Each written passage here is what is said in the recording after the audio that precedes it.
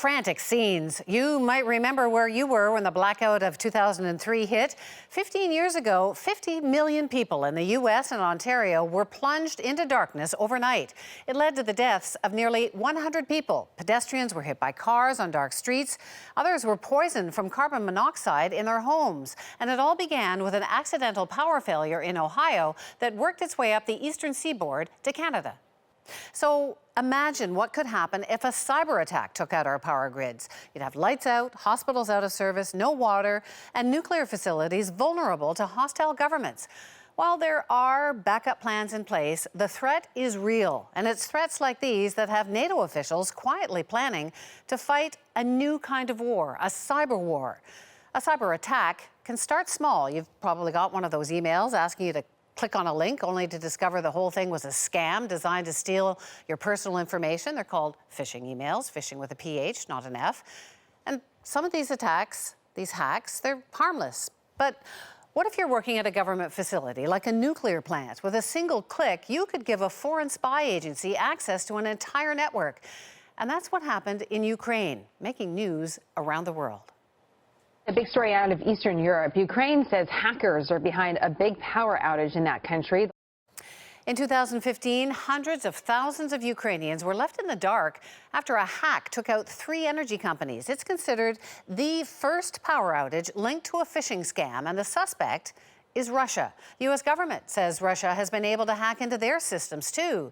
I'm saying their system, but it's really ours, too, because most of Canada shares a power grid with America. Here's how serious it gets. Earlier this year, the Department of Homeland Security released a statement saying that since at least March 2016, Russian government cyber actors targeted the energy, nuclear, commercial facilities, water, aviation, and critical manufacturing sectors. According to the U.S. government, the attack originated in Russia and gave hackers access to the networks of American infrastructure facilities. And how did they do it? In part by using those phishing emails. U.S. officials claim the hack never got far enough to trigger a major blackout. But what if it did? How at risk is our grid? This is a white paper. We don't usually get to see these things. Advisors write them for government agencies, and they're rarely made public. But we found this paper from 2015 online. It was written for American officials by a retired National Security Agency advisor about the security of the North American power grid. And it says that Russia is deep into grid networks and control systems, doing reconnaissance, installing malware, and preparing these systems for disruption or worse. That the nation has little or no chance of withstanding a major cyber attack. Make no mistake, there will be major loss of life and serious crippling of national security capabilities. Joining us now is retired Admiral and former NATO Supreme Allied Commander for Europe, James Stavridis. So, Admiral, how realistic is this idea that a foreign power could actually attack our grid? Absolutely realistic, and we've seen Russia do it within the last couple of years, attacking Ukraine. We've seen other nations use this technique, including North Korea. So this is simply a new facet of war. We've always been used to tanks and missiles and bombs. Now we have to worry about electrons that can shut down our electric grid. You've been quoted as saying we are headed toward a cyber Pearl Harbor, and a likely target is the grid. Really? Absolutely. Let's face it, once electricity is shut down, and I don't mean just for an inconvenient day or two, but shut down for 30 or 60 or 180 days, civilization starts to come grinding to a halt. So people hear about power failures and they think of romantic evenings and candles and so on, but there have been power failures here that have lasted for many hours, but we share a grid with the United States along the eastern seaboard. What would that mean? As the situation continues, it can begin to affect water supplies. So this is a very real danger, and our two nations are entirely integrated along the eastern side of these North American grids. Not an American grid, not a Canadian grid. This is a North American grid. So, I mean, how likely is this, really, that the grid would be struck? I think it's a minimal chance at the moment. but not because Russia doesn't have the capability. The reason is because Russia knows we have that same offensive capability. So just like it's highly unlikely we're going to use nuclear weapons against each other to solve our disputes, it's highly unlikely we'll use an attack on the grid. But it's possible, and we need to prepare for it. So what are those things? I mean, I'm assuming there's a backup plan to protect the grid in particular. These can be prevented through defensive means.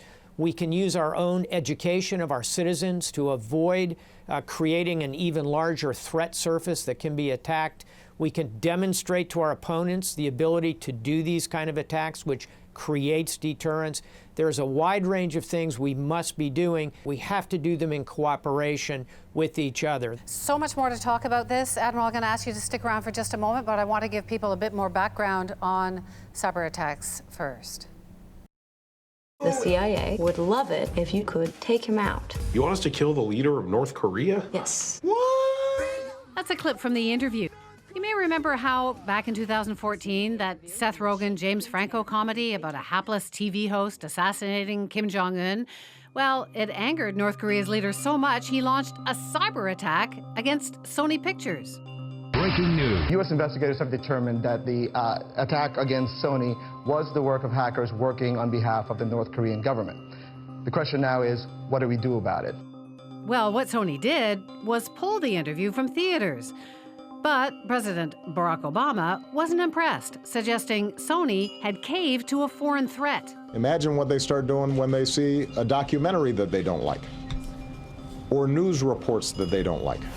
Fast forward to today, and we don't have to imagine how much havoc foreign governments can create with cyber warfare. I accept our intelligence community's conclusion that Russia's meddling in the 2016 election took place. By now, it's no secret Russia waged a pervasive cyber attack on the Democratic Party ahead of Donald Trump's election.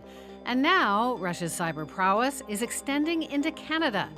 Turns out, 3 of the Russian intelligence officers linked to meddling in the U.S. election were charged last month for hacking the World Anti-Doping Agency in Montreal and the Canadian Centre for Ethics in Sports in Ottawa. And this is hardly the first time Canada's been targeted. Today, Canada's spy agency confirmed that hackers backed by China's government recently broke into a highly strategic target, the National Research Council. Between 2013 and 2015, the Canadian agency tasked with preventing this kind of attack, the Communications Security Establishment, reports that the Government of Canada detected, on average, a year, more than 2,500 state-sponsored cyber activities against its networks. With the world going more digital every day, cyber warfare and malicious hacking is only getting worse. NATO believes the wars of the future will be fought online with codes and data, not tanks and jets. 2 weeks ago, 50,000 NATO troops, including Canadians, were conducting the largest war games since the Cold War in rural Norway, which just so happens to share a border with Russia. But meanwhile, NATO is quietly getting ready for cyber war, announcing a new command center in Belgium to fight cyber threats. But Canada hasn't signed on yet. The Defense Minister, Harjit Sajjan, didn't tell CBC News any specifics about how or even if Canada will support the new cyber defense hub. The work that we do as NATO, at NATO, we are taking looking through a good cyber lens. So we have decided that making sure that we have the right capabilities in our respective nations so that we're able to contribute appropriately as well. So, Admiral, really not very much is known about this new NATO Cyber Operations Center in Belgium. Can you tell us, what is it exactly? How will it work? The new entity, this NATO Cyber Operations Center, is exactly as the name implies. It's an operational entity. It'll be staffed up by military personnel and civilians from each of our nations, the 29 nations in the alliance, and it'll begin by simply protecting NATO military cyber activities, and over time the idea is to expand it so it could be participating in the defense of the electric grid in any of the NATO allies. It's a big, bold idea. It's just starting out. We need all the nations in the alliance to participate. We'll get to that in a moment, but I'm just wondering, obviously it's meant to deter attacks, but will it also allow NATO members to counterattack? Yeah, this is a very controversial point, and the alliance has not yet made the leap to authorizing offensive cyber activities, to counterattack, as you say.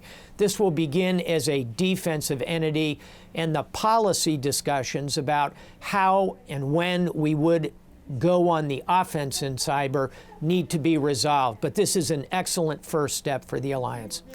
So this is a big enterprise for NATO to undertake, setting up this to counter cyber attacks. Canada's not yet really part of it. It's just looking at it. It's considering how it might contribute. What do you think about that? Canada has participated heroically in every operation in the alliance. They did so under my command when I was the Supreme Allied Commander. I would hope that Canada would choose to participate in this kind of operation as well. Canada has very capable cyber activities and knowledge. They can very much be a part of this, but those are decisions for Canadians to make. So are you suggesting a disappointment that they're not more involved at this point? I wouldn't call it disappointment. In every operation the alliance does, it's an individual choice whether or not to participate. But I think there certainly is a sense that Canada's expertise, its capabilities in this area would be very welcome as part of the Cyber Center of Operations. So big hint there, come on board. Indeed. Please come on board. 2019, big federal election here. Should Canada expect to be targeted by, say, the Russians as they targeted the U.S. elections?